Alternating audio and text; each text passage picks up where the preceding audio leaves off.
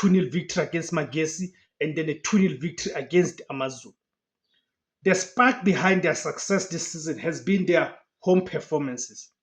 Apart from securing 6 consecutive wins at the Orlando Amstel Arena, they boast the league's second best home record with 6 wins from 7 games. Marumo Gallants are seeking a return to winning ways. They have not won in their last 10 home games across all competitions.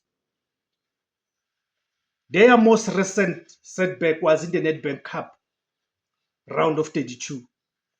Facing ATS Galaxy, they suffered a 1-0 defeat, a 1-0 extra time defeat on the road. Regarding their league performances, Bahlabani Bantwa